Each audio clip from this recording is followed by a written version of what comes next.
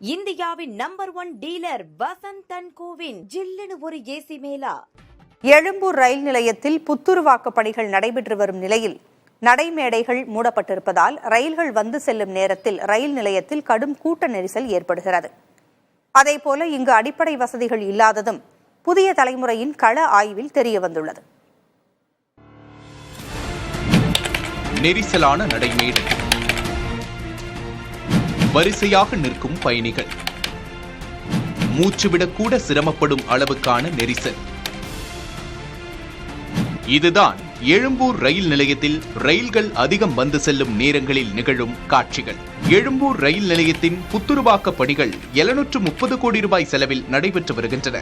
இதன் காரணமாக எழும்பூரிலிருந்து இயக்கப்படும் ரயில்களின் சேவைகள் ஆகஸ்ட் 20ஆம் தேதி வரை தாம்பரத்திலிருந்தும் சென்னை கடற்கரையிலிருந்தும் இயக்கப்படும் என தெற்கு ரயில்வே அறிவித்துள்ளது.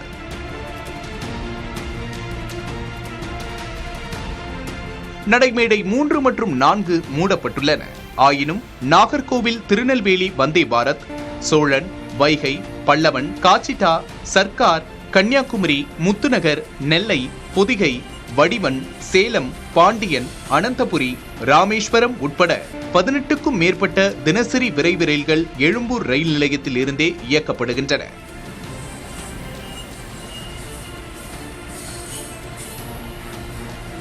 ரயில்கள் வந்து செல்லும் நேரங்களில் எழும்பூர் ரயில் நிலையத்தில் கூட்டம் நிரம்பி வழிகிறது.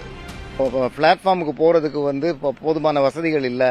இன்னைக்கு பெரிய நெரிசல்களை தான் சந்திக்க வேண்டியிருக்கு. இன்னும் 2-3 மாதங்களுக்கு ஏதாவது ஒரு சனி விடுமுறை நாட்கள், ஏதாவது ஒரு திருவிழா காலங்கள்ல எல்லாம் ஏதாவது ஒரு அசௌகரியங்கள் வரக்கூடிய ஒரு நிலைமையில இருக்கு. பயணிகளுக்கு தங்குற வசதியோ இல்லை போதுமான அளவுக்கு இந்த டாய்லெட் இந்த மாதிரி வசதிகள்லாம் சரியான முறையில் இல்லை.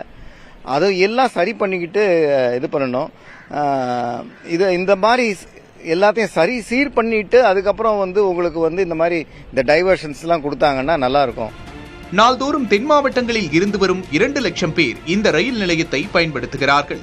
ஆனால் பயணிகள் வந்து செல்ல 2 வழிகள் தான் இருக்கின்றன.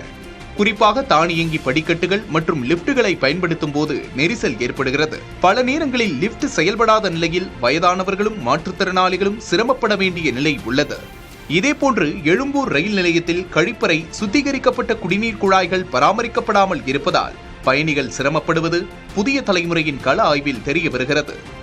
புதிய தலைமுறை கள ஆய்வில் ரயில் நிலையம் பராமரிப்பு இல்லாமல் இருப்பதும் அதனால் பயணிகள் சிரமம் அடைவதும் தெரிய வருகிறது. புதிய தலைமுறைக்காக ஒளிப்பதிவாளர்கள் சிவராஜ் மற்றும் முரளியுடன் செய்தியாளர் பாலவெற்றிவேல், நவநீத கிருஷ்ணன்.